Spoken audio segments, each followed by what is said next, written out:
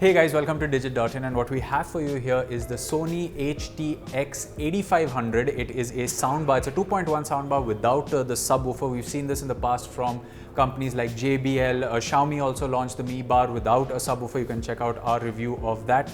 However, this soundbar from Sony is priced at about 30,000 rupees, and in the box you get a remote control which will be very familiar to those that own a Sony home theater, a pretty big power brick. You get an HDMI cable which is really nice because this soundbar supports eARC. We will get to that in a minute. You also get a 2-pin plug and the manual. Now when it comes to the connectivity options, you get nice touch controls on the top, and on one side at the back you have a connector for the power. You have an HDMI in where you can connect your device and an HDMI out which goes to the eARC port of your TV. You also have an optical audio port. When it comes to eARC, it stands for Enhanced Audio Return Channel, which is a feature of HDMI 2.1. So if you have a TV like us, we have the Sony X95G with us, which supports HDMI 2.1 and hence eARC. So with Enhanced Audio Return Channel, you can take advantage of features like DTS-X and Dolby Atmos, and we will save all the technicalities for another video. But just know this, if you don't have a TV that supports HDMI 2.1, you can still get this soundbar because ARC is backwards compatible. It's the same HDMI cable that goes in. It's just that the features with eARC are a lot wider than what you get with ARC. We will delve into that in another video, but right now let's show you how to set up the soundbar with your television.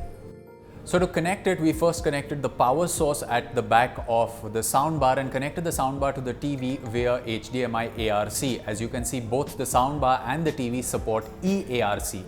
Now the soundbar sits flush right below the TV, and because this is a Sony TV and it's a Sony soundbar, the detection was almost seamless. In fact, we have Netflix open out here, and I'm quickly just going to show you one thing. Its altered carbon is open, and as you can see on the top out there, it says Dolby Vision and Dolby Atmos right now. I'm going to mute that for a second. But it says Dolby Vision and Dolby Atmos because the soundbar does support Dolby Atmos output. Of course, it's virtual surround sound. As you can see, there is a button out here which says a vertical S. So it doesn't have upward firing drivers or even sideways firing drivers to simulate surround sound, but it does have two drivers on the side for the subwoofers, and it has this virtualization to give you the feeling of height. Now, how that works on the soundbar is something we will tell you in our review. But for right now, there's one more thing that we would actually like to show you by just stopping the playback for 1 second.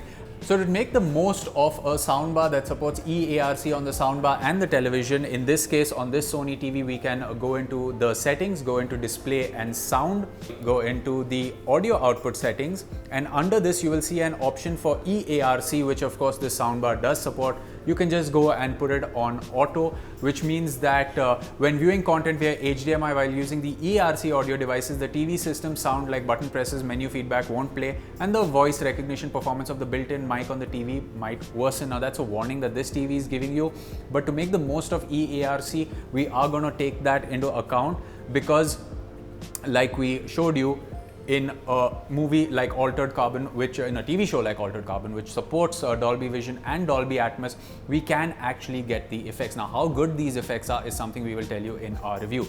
Now, HDMI ARC was auto-detected when we plugged it in, but if you want to manually change the input to, let's say, Bluetooth or the optical, you could just press the input button and you will see the respective LED flash on top. You can also use your smartphone to play audio by connecting your smartphone to the speaker via Bluetooth.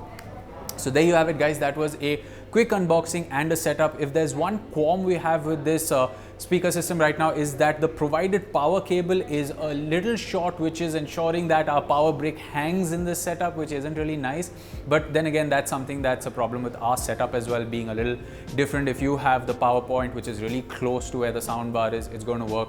The soundbar is really simple to set up. It comes with an HDMI cable in the box, which is really nice, and a handy remote which you can use to take advantage of the different modes. We will discuss this more in detail in our review, but if you connect it via ARC, you can always control the volume with the remote control of your television, which is always a nice option. If you have any questions about this soundbar, you can actually let us know in the comment section below, and we will do our best to answer them in the video review of the soundbar when we make it. Thank you guys for watching, and for more from the world of technology, you can stay tuned to Digit.in. For the latest technology updates, subscribe to Digit.in and don't forget to hit the bell icon.